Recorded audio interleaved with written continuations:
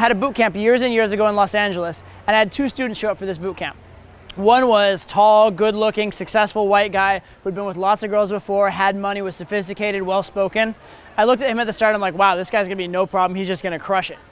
Then I had the second student who was short, bad haircut Asian guy with bad clothing, kind of smelled funny, and could barely speak English.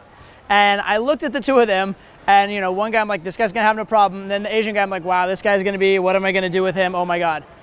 By the end of the boot camp though, it was the short, smelly Asian guy who was getting phone number after phone number after phone number, and the tall, well-built white guy was, he'd made progress, but he hadn't really made the progress I would have hoped for him. In fact, by the end of the program, the weird-looking Asian guy was actually doing better.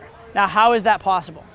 Well, what happened was this. The white guy came in and he already had an ego. He'd had success and he had certain behaviors that he identified with as his personality, and he wanted to uphold them, right? He didn't want to risk his self-perception.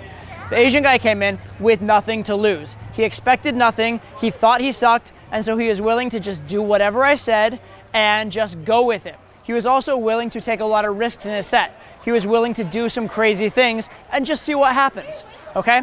So he was going with kind of the training wheels off and just letting it loose, and for that reason, he did much, much, much better. Second example I want to give you is kind of personal to myself, which is I don't really have approach anxiety anymore.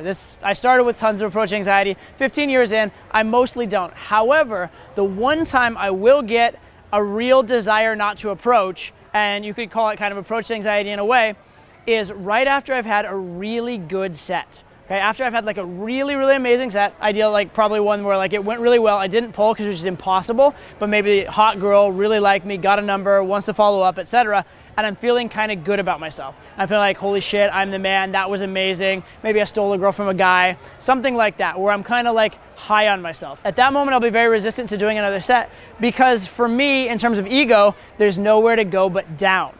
If I do another set and it goes badly, well, that detracts. If I do another set and it goes well, it probably won't be as good as the one I just did, so there's no emotional upside. Okay, so in both these cases, of the good-looking guy and the Asian guy, and then with me and my own sort of inner game issues, when you start to believe you're good at game, when you start to identify with that personality or that persona of being good with game, it actually massively hurts you in terms of even to the level of approach anxiety, but also to the level of not helping you function and take risks in set the way that you should.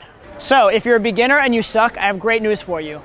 You're halfway there already. If you're advanced, sorry bro, you're in really bad shape, you're in big trouble, and you'll probably never get any success at game. Now, I'm kidding obviously a little bit, but the point is that there is a lot to that sort of newbie, I suck mentality. Most guys, when they get into game and start taking action, they are absolute approach machines because for them, just doing the approach and getting the girl to talk to them is such a success. It's such a huge revelation that that's exciting for them. But there's a tendency as you get more and more advanced to become a bit jaded, right? For me, on a certain level, this isn't actually true, but on a certain level, because I'm so used to getting great results and pulling girls, if I just go get a number from a hot girl, I'm like, fuck, I didn't pull her, that's a failure, right? And that's actually a very easy way to start thinking when you get to a certain level. And so then you start thinking, and this is where it gets really bad, oh, I don't know if I can, pull from that situation, the logistics are kind of bad, why even bother? And then you don't even go approach. And that's really, really bad, right? And then you're missing all kinds of opportunities because, you're trying to be so perfect, or because you see you're like too smart for your own good, and you see all the reasons it can't work. I'll give you one more example of sort of like dumb belief versus intelligent technique. For a really long time, I was getting amazing results with girls, dating hot girls, getting dates, taking them home, that kind of stuff. But I never did any of these like crazy, like in the bathroom in the club pulls, or like pull to the beach, that kind of stuff. The sort of like, insane story type stuff. I was down in Australia and I had a guy who was just helping me out on the program who had way less good game than I did. In fact, every time he and I were in a set together, the girl would start ignoring him and talking to me. However, the first 2 nights of boot camp, he pulled girls to the bathroom and had sex with them in the bathroom, right? And this was something that was completely outside my reality. But I thought about it, I'm like, I have better game than him. Why is he doing this and I'm not?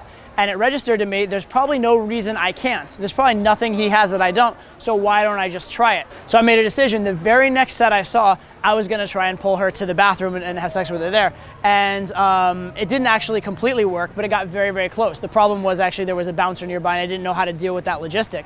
But I got very, very close the first time I tried, And funny enough, I bumped into her later on and ended up taking her home later that night.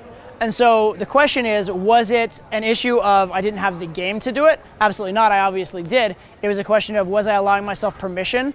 And was I giving myself the ability to take risks, right? So I had this model in my head that you have to hit, A, then B, then C, then D to make a successful approach. He had this, fuck it, let's just go for it and see what happens. And the first time I said, fuck it, let's go for it, it worked. But I was held back by the game plan in my head, what I thought was possible, the fact that I was so advanced, and the fact, to be fair, that I didn't want crazy failures, right? As soon as you're getting some level of success, they say the enemy of the great is the good. It's very, very easy to sort of settle on that level of success and just be like, I'm happy here, I'm good here, rather than keep pushing yourself. So what I encourage you to do if you're advanced is pretend you're not, act like you're not. Treat it as though you're a newbie and you have a lot to learn in game, because I'll tell you what, no matter how good you are, there is a lot to learn in game. The best guy in the entire game community in 2003, 2004 would suck by today's standards. And the same will be true in another 10 years. If I were at my level to stagnate for 10 years, I would be probably average at best 10 years from now. In order to stay on top of it, you have to keep growing. And the second that you stop growing, you will stagnate. So take the idea, take the mentality that you're always growing, you're always learning.